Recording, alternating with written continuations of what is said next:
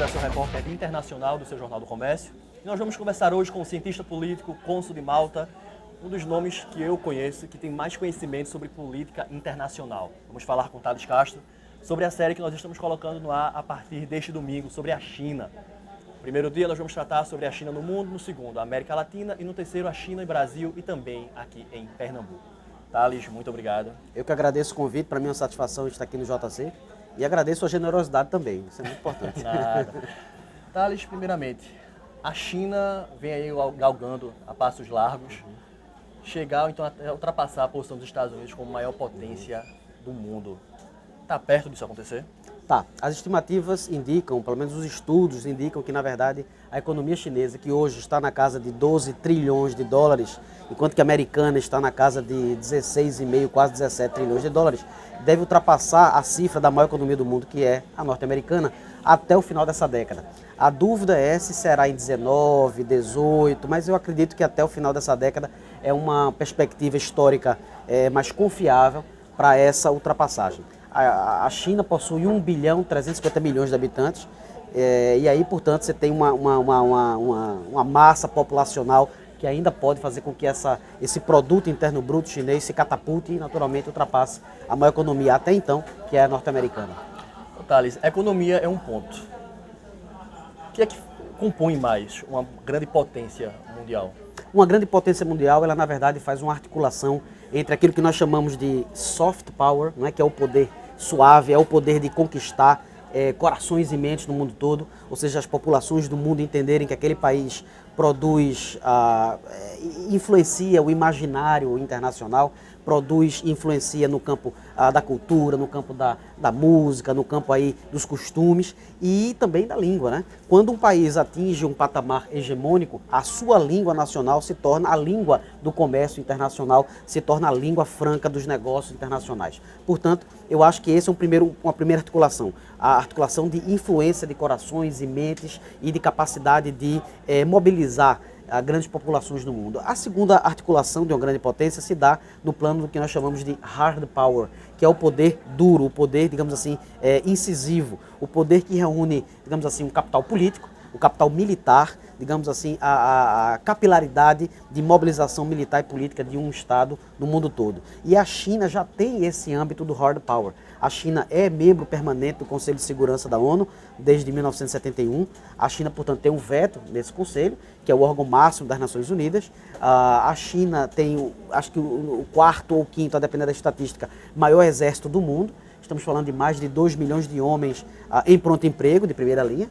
E a China, na verdade, vai estar formatando uma estratégia de justamente buscar o soft power, que é aquela estratégia de maximização de sua língua, de seus valores, de sua cultura, de sua rica história para as populações do mundo e aí se tornar realmente essa grande potência hegemônica nesse início do século XXI, Marcos.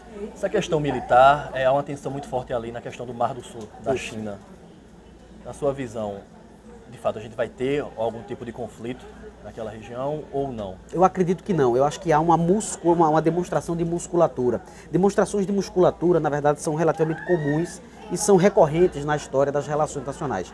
Essas musculaturas, essa demonstração de força, essa demonstração de intimidar, digamos assim, potências regionais menores, ela mostra que a China está determinando a sua área de influência, a sua esfera de influência territorial.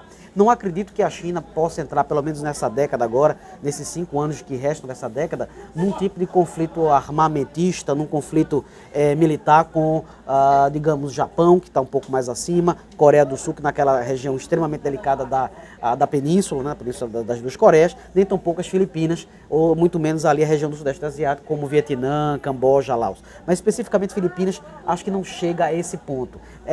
Esse conflito mostra que a China está querendo marcar território, não é mais aquela China do século XIX, nem poderia ser, que foi espoliada, foi invadida por diversas potências europeias. A Guerra do Ópio, por exemplo, no século XIX, mostrou que as potências europeias, em particular o Reino Unido, fincaram áreas de dominação no vasto território chinês, e agora é uma reescrita da história, repensando o passado e mostrando justamente a musculatura desse país extremamente importante, extremamente ávido por aumentar a sua influência no mundo e determinar sua territorialidade.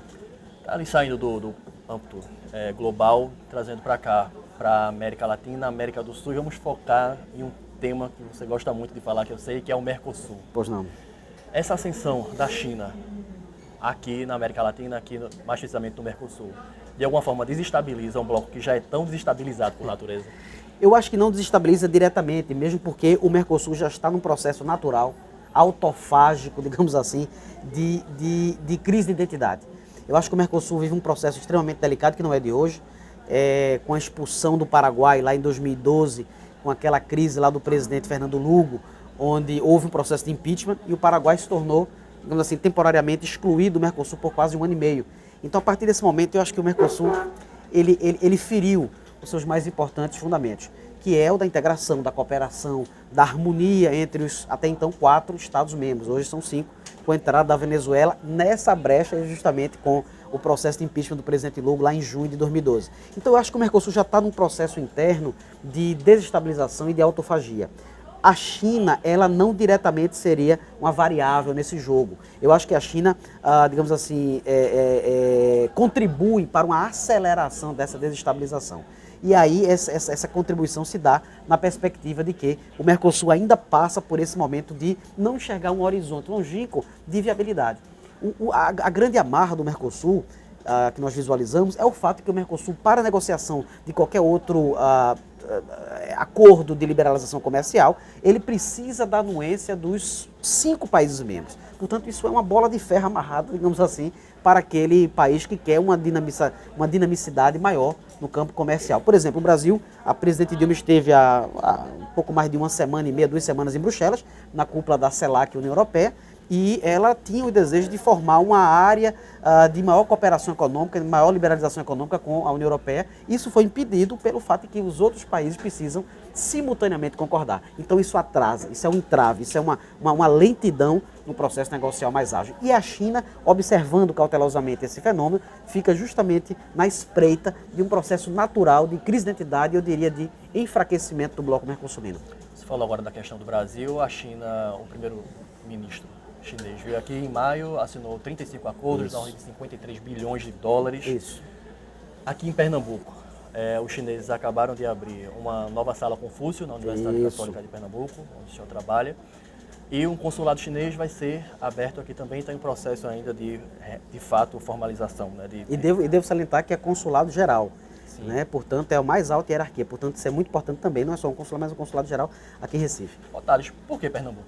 Porque Pernambuco é estratégico. Recife, na verdade, tem uma projeção internacional bastante expressiva.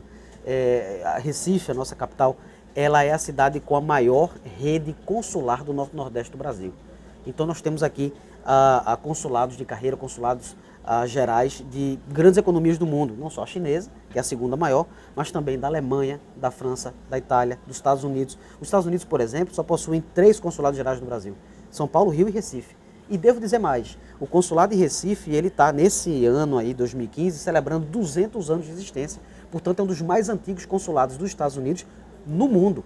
Isso nos enche de orgulho e nos enche também de responsabilidade no que tange a mostrar essa projeção. Então, essa vinda do primeiro-ministro Li Keqiang da China, com um pacote de quase 50 bilhões de dólares para investimentos diretos, sobretudo em infraestrutura, também passa por Pernambuco. Porque, na verdade, Pernambuco tem está no saliente nordestino, e aí você vê Pernambuco como realmente uma região estratégica, de muitas potencialidades no campo dos investimentos, no campo da cooperação com a China. O consulado geral, como você falou muito bem, Marcos, aqui em Recife foi instalado justamente para dar maior vazão a isso. Então, eu acho que é uma convergência. Não há estado, dentre os 9 estados nordestinos no Brasil, que possua melhores condições de atrair essa grande expansão de investimentos, essa grande expansão comercial da China aqui, pelo menos na região Norte-Nordeste, do que Pernambuco.